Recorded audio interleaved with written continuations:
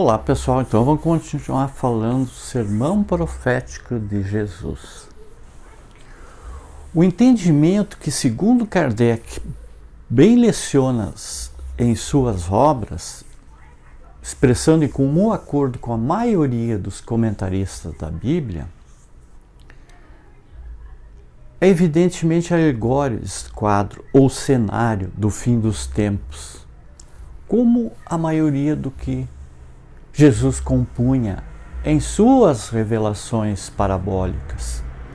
visto que ele representa a expressão figurativa do seu pensamento,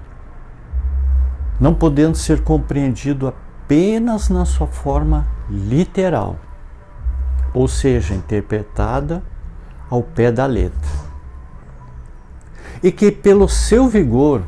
as imagens que ele encerra são de natureza a impressionar inteligências ainda rudes. Então, para tocar fortemente aquelas imaginações pouco sutis, porquanto os judeus ainda apresentavam um precário nível de percepção e compreensão espiritual das coisas, eram necessárias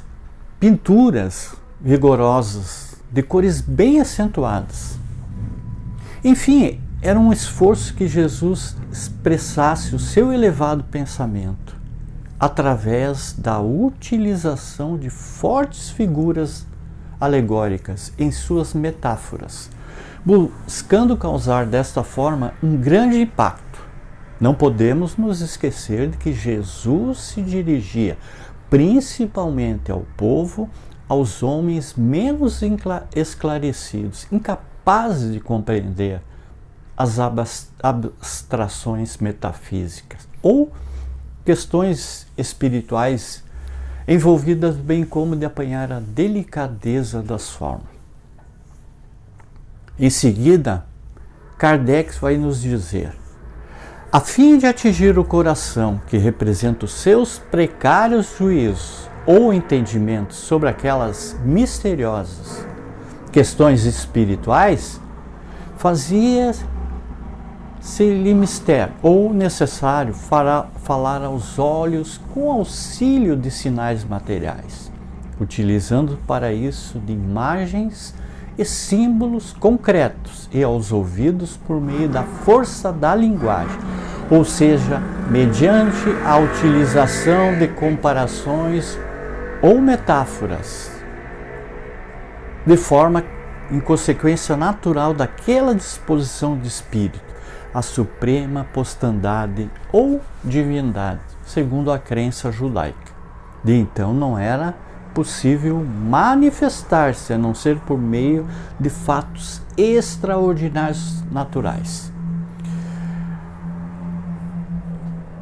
Igualmente é importante também relembrarmos que Jesus, antes de proferir aquele seu profético sermão, também já havia se manifestado antes sobre aquele mesmo assunto, naquele outro contexto anterior ao relato de que ele, ao chegar em Jerusalém, e vendo a cidade ainda ao longe, chorou sobre ela, dizendo: ah, se tu conhecesses também, ao menos neste teu dia, o que a tua paz pertence. Ou melhor, conforme consta relatado na versão católica dessa mesma passagem evangélica, ele havia dito: o que te pode trazer a paz? Que está em Lucas 19:41, e não a guerra. Porém, ele esclareceu logo em seguida para os seus discípulos sobre o motivo daquele desconhecimento, sendo o resultado de uma grande cegueira espiritual, isto é, da completa falta de percepção espiritual dos judeus, quanto às consequências advindas das perversas posturas morais, conforme ele havia dito bem antes pelos antigos profetas. Ele diz: mas agora isso está encoberto aos teus olhos ou sentidos. Naquela ocasião, confirmando as anteriores revelações dos profetas, ele então previu também a segunda destruição da cidade do Templo de Jerusalém. Para isso, ele citou antigas profecias de Isaías, que está em 10:3, dizendo aos seus seguidores que dias virão sobre ti, em que os teus inimigos te cercarão de trincheiras, e te sitiarão, e te estreitarão de todos os lados, e te derrubarão a ti e a teus filhos, que dentro de ti estiverem, e não deixarão em ti pedra sobre pedra, pois que não o conheceste o tempo da tua visitação. Enfim, Jesus confirmou que tudo seria destruído novamente por uma outra nação inimiga invasora. Aquele tal tempo de visitação do qual Jesus se referiu nessa sua profecia era do previsto momento da presença ou inspeção do Cristo em Israel, conforme as antigas escrituras que tratavam do seu advento já havia revelado, para mostrar o pecado dos homens e tentar conduzi-los através das suas preciosas instruções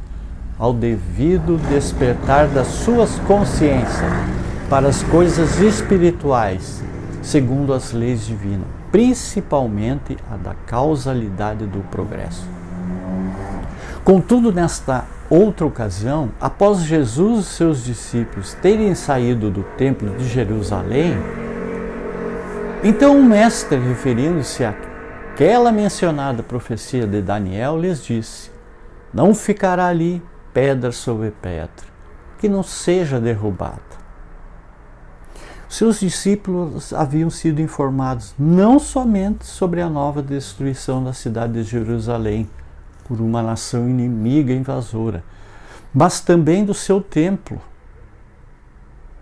Como o Império Romano já controlava aquela região desde 63 a.C., então tudo levava a crer